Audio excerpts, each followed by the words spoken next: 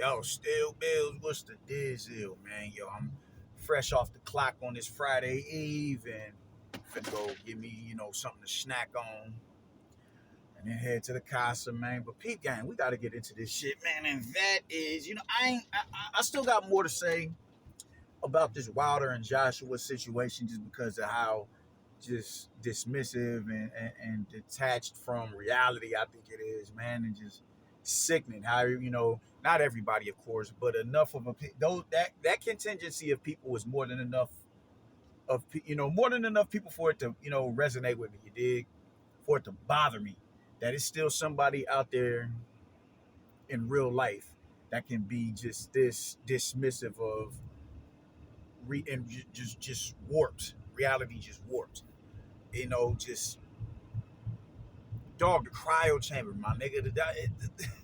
A cryo chamber. You spend too much time in the cryo chamber, Brody. The cryo chamber. Why is it always something with you? And I'm like, just like I said in the last video, man, I was respecting dude. Like, yo, man, I could respect that he said, nah, man, just I gotta take responsibility on this one, man. I thought that was the man thing to do. That's the man thing to do. He was the better man tonight. It is what it is. I ain't fought in over a year, and I've had only a minute and a half worth of fighting in a year and a half, or not a year and a half, but 2 years. You dig? So I felt that was the mature thing to do. I felt like that was the admirable thing to do, man. But I didn't hear you say anything about a cryo chamber. But why are the people that speak for you saying it for you, Brody? Why aren't you coming out and letting it be known? Nah, bro, I wasn't in no goddamn cryo chamber, my nigga. Like, nah, man. Nah, that ain't the move, man. That ain't the move. Why you of all people need to be coming out beating the drum on that, on that cause right there alone because of your history. Your history is say, I mean, shit. People ain't forgot about that. The conspiracy theories and all that shit. The reason why you've been able to galvanize just simpleton motherfuckers. We haven't forgotten about that. We haven't forgotten about that at all. So how do you salvage some sort of, not necessarily fan base, because I don't think these cats are fan base, but respect on the level of just manhood, Brody? On the level of just, nah, man, I'm a real nigga, man. And this is against your religion, man. You're a God-fearing man. How can how does this shit sit right in your heart knowing that you committed a transgression against God, Brody? By lying and allowing the lie to fester and manifest and fester. I mean, I don't get it. I don't get it. I don't get it, man. I don't get it. I don't get how you can sit here and continue to just clap at and try to cut down a high morale man while you sit here and just waddle in wickedness. I don't get it. And it's sickening that you have a legion of fans that's gonna follow you into the hellfire, bro. Like, goddamn. Y'all have no moral compass, that shit. All right, cool. You can be a fan of the nigga, but you can't learn to say, like, listen. Eminem is one of the greatest rappers who ever did it to me.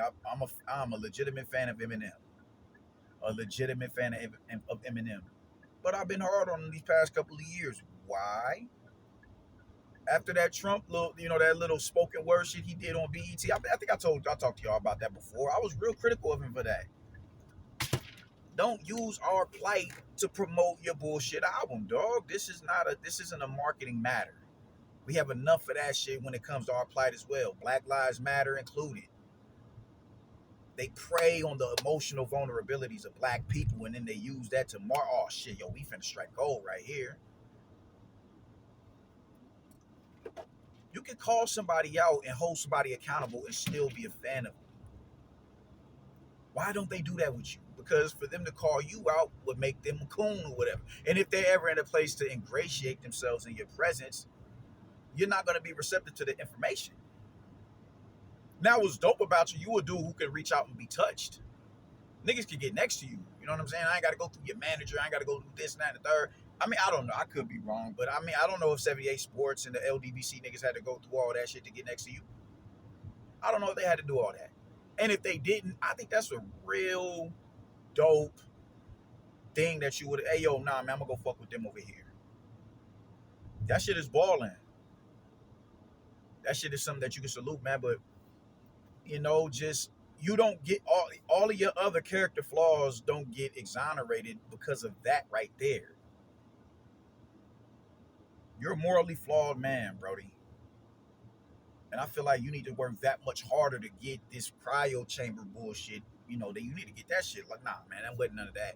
And on top of that, what did you come to the conclusion that Anthony Joshua was talking about retirement?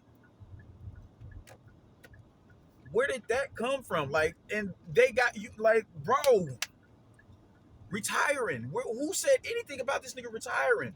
This dude still has plans. How was he talking about retiring when he's trying to fight you for 2 fights? And these niggas eat that shit up, bro. Like, it's the easiest shit to debunk. It's the easiest shit to say, man, hold on, man. Let me go back and check the receipts. And you ain't even got to dig to get to the receipts. Why? Because before the fight, a week or two before the fight even went down, them rumors started circulating on social media. Deontay Wilder and Anthony Joshua signed the fight next on March 3rd, 9th, or whatever.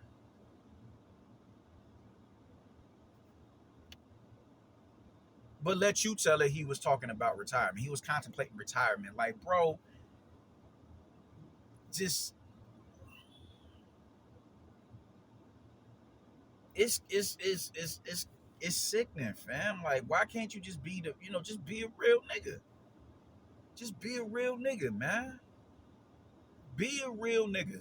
Lead your people on put your people on the greener pastures, man, and get them on the path of righteousness, man. So y'all can stop looking as goofy as y'all look, man, because this shit is sickening. This shit is sickening. You got a few loyal fans that's gonna ride with you till the wheels fall off, man. I mean, I don't even know if shit, for all the fans that they swear that swear by you, them niggas did 70K with Robert Hellenius. It's hundreds of niggas in these comment sections, especially on 78 sports channels. Why don't the niggas come and hold you down like that?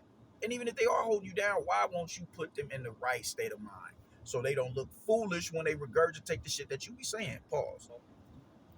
Yeah, man, pause, man. I'm at McDonald's. McDonald's is the most unhealthiest shit in the world, but I don't go fuck with nobody say this shit is good. Shit is great. Taste buds wise, you dig? I love they burgers, and I just got a quarter pound. I'm finna devour that shit on the hood.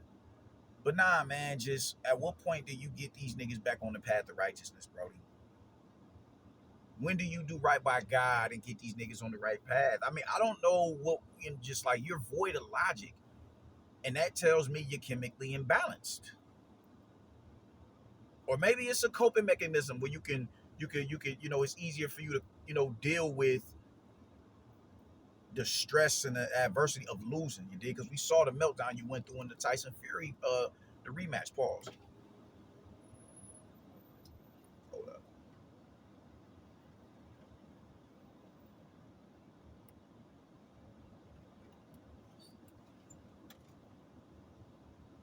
That is correct. Nah, I'm good. Appreciate it.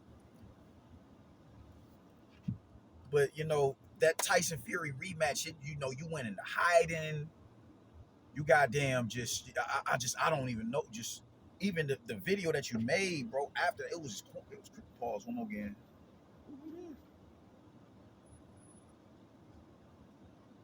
Shit, crazy, bro. Hold up. Where my garbage at?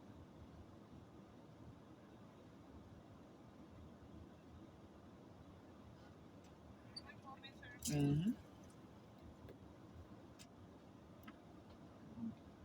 But yeah, man, just it was real cringy watching you go into a mental meltdown off of that Tyson Fury rematch, man. Just the videos you was making, how you was clapping at this nigga, you know what I'm saying, sending starting the conspiracy theories and all that shit, bro. Just watching you go through these antics was just real, like it's like, ugh, dude, like that shit just, I don't know, like you forcing it, bro. Just all that, just leading up to the fight, you on the bench press and all that, you lit because you you tossed up like 310 or something. I'm like, man, come on, man, why are we doing this, bro? Just Maybe this is how you deal with losing. Maybe you know you've been down this road before. It wasn't as bad as the loss, but it was a loss nonetheless, and it's making you feel some type of way about it. So this is how you're able to cope with it. But it's it's remedies for that, fam. You just gotta humble yourself enough to go and get search out them remedies. You just gotta go search out the remedies, man. It shouldn't be to the no, they didn't get pizza in the motherfucking oh they wildin'. But just go search out the remedies, man. You know what I'm saying? Go. It's nothing wrong with sitting on somebody's couch if that's what you need to do to get your head right. Because I don't think you're too right in the head, doggy. I don't think you're too right in the head, man. You just avoided it. You just oh there you are right here. You have a better one, but I don't get it with you, man. I don't get it. I don't get it. So I don't know, man. Just I really hope you come to to the realization that shit ain't whatever it is that the picture that you're painting. You're painting the wrong picture. You picture perfect. You paint an imperfect picture. Is man, the shit that you do in real life ain't that shit ain't cool, man. That shit ain't cool. I'm like I'm shocked and all. I'm in shock and all listening to all this shit and how these niggas gas you. You're never wrong. You're never out. You're never the one with the questionable character. Anthony Joshua can be gracious in defeat and gracious in victory, and they still find a way to tear that man down. If I'm gracious in victory, and I'm sending you words of encouragement, I'm shook, and I bet not have spoke out of pocket to you because niggas shook that I might have to fight you next. When honestly, he don't even got to fight you next because you lost. You lost. And even after he does all this and even entertains the crowd of actually, I'll fight him. I'll fight him if that's what y'all want. I'll fight him. And you run off talking about he contemplating retirement. Like, man, what are you doing?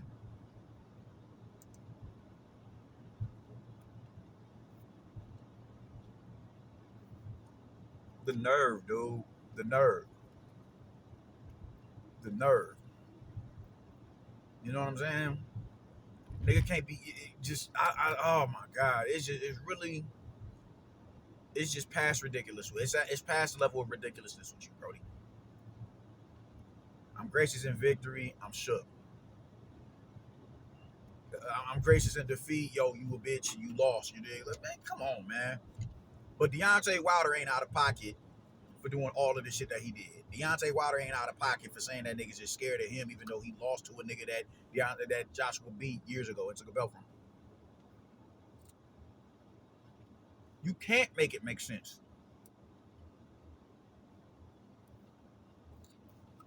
So for the twos and fews that fuck with him still and salivate at the opportunity to get him on their platforms, I feel sorry for y'all. I feel sorry for y'all. Because that may be your man. I know a lot of y'all do actually have personal relationships with the dude, but if y'all can't be man enough to let that nigga know when he out of pocket, he's off base, then there's something wrong with y'all. That's a character flaw in y'all niggas.